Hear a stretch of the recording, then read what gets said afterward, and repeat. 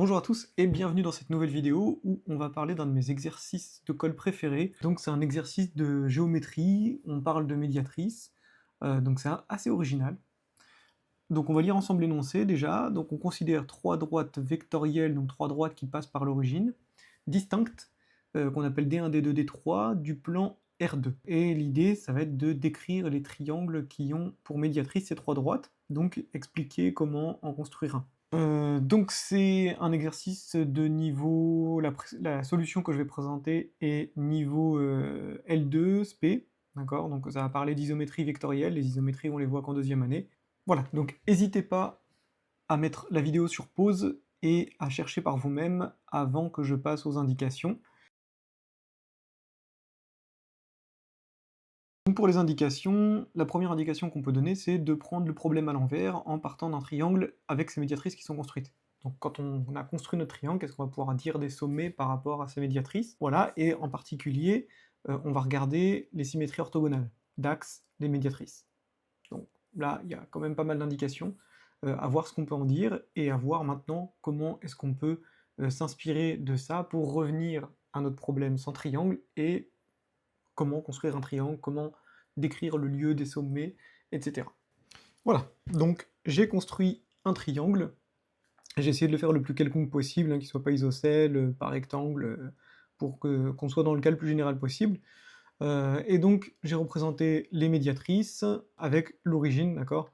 Donc maintenant l'idée c'est de regarder, on nous propose de regarder les symétries, donc on va faire ça. On va poser les symétries d'axes, les médiatrices, donc soit SI, la symétrie orthogonale par rapport à DI. Alors qu'est-ce qu'on peut dire de cette symétrie? Donc si on regarde par exemple la symétrie S1 par rapport à D1, on voit que par exemple elle envoie le sommet x1 sur le sommet x2. Donc on va l'écrire, on a S1 de x1, c'est égal à x2. Et de la même façon, S2 de x2, donc x2 est envoyé sur x3 par la symétrie S2, et de même, S3 de x3, c'est égal à x1.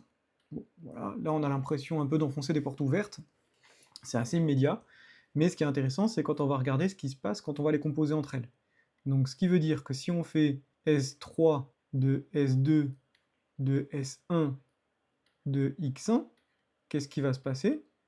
Bon bah, on va envoyer x1 sur x2 via S1, puis x2 sur x3 via S2, et ensuite S3, il va renvoyer x3 sur x1.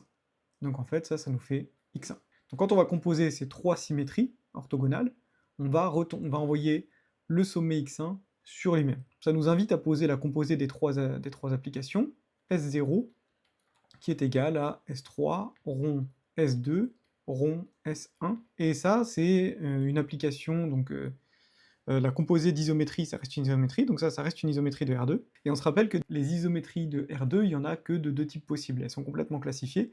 On a soit les rotations, soit les symétries orthogonales. Et comment est-ce qu'on peut savoir à qui est-ce qu'on a affaire? Est-ce qu'on a affaire à une symétrie orthogonale ou à une rotation? C'est grâce à son déterminant. Parce que les symétries orthogonales, elles sont de déterminant -1, tandis que les rotations sont tout le temps de déterminant 1. Donc on va regarder ce que ça donne. Donc on a det de S0, c'est égal à det de S3 rond S2 rond S1. Et bon, bah, le déterminant de la composée, ça fait le produit des déterminants, donc ça fait déterminant de S3, déterminant de S2, déterminant de S1. Et puisqu'on a affaire à trois symétries, chacun des déterminants vaut -1, donc on a -1 puissance 3 qui est égal à -1. Donc là on a affaire à une isométrie de R2 de déterminant -1, c'est donc une symétrie. Donc S0 est une symétrie orthogonale. Mieux que ça, on a une symétrie orthogonale qui fixe x1, et donc qui fixe toute la droite. Donc c'est une symétrie orthogonale par rapport à vecte 1, et donc S0 est une symétrie orthogonale par rapport à vecte de x1. Donc très bien, donc on a une symétrie orthogonale, on a son axe de symétrie, donc maintenant on va effacer le triangle pour voir ce qui se passe. Voilà, donc maintenant que j'ai effacé le triangle, on sait que la symétrie S0, son axe, on va trouver le sommet x1 dessus, mais la question c'est comment est-ce qu'on va trouver son axe? Parce que là, on n'a plus x1, donc on ne peut plus faire vecte de x1 directement. L'idée, ça va être assez simple, hein. Imaginons, on a une symétrie quelconque, voilà, qui passe par l'origine, voilà. Et comment est-ce que je fais pour déterminer son axe? Eh ben, admettons que je prenne un point au hasard sur le plan, ici x, et que je construise le symétrique par rapport à x.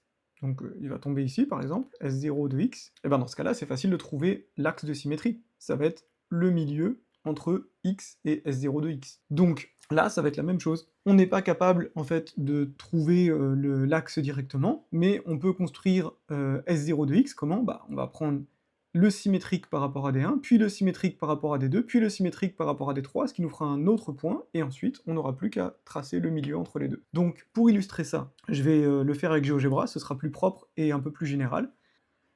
Voilà, donc on est sur GeoGebra, donc maintenant pour illustrer le principe que j'avais dit juste avant, donc on a dit, on prend un point au hasard, on le met là, voilà, j'ai pris celui-là, je l'ai choisi, je vais mettre peut-être un peu plus proche pour que les symétriques partent pas trop loin. On a dit qu'on allait construire S0 de D, donc S0 de D, d'abord on va lui appliquer S1, donc par rapport à la droite D1, donc ici ça me fait un point D', le symétrique de D par la symétrie orthogonale par rapport à D1, puis on fait la même chose avec D2, donc on réapplique la symétrie par rapport à D2, on compose par rapport à la symétrie d'axe D2, et ensuite on conclut avec D3. Paf. Et là, ça nous fait un nouveau point, D tierces. Donc ce qu'on va faire, on a dit que on va créer le milieu entre ces deux points. Paf, paf. Et voilà. Et là, normalement, ça devrait nous faire un sommet du triangle en E. Alors comment est-ce qu'on va faire pour vérifier que c'est un sommet du triangle? Et bien tout simplement, on va recommencer notre petit jeu avec les symétries. Donc là, qu'est-ce qui va se passer? Normalement, si je fais S0 de E, normalement c'est censé être un point de l'axe de symétrie de S0, donc si je fais S0 de E, je suis censé retomber sur E. Et S0 de E, ça veut dire, bah, on recommence, on applique la symétrie par rapport à D1, puis par rapport à D2, attention l'ordre compte, hein, et enfin, si tout se passe bien, quand je vais appliquer la symétrie par rapport à D3, je devrais retomber, pouf, sur E. Et voilà, là ça nous a recréé un point en plein dessus.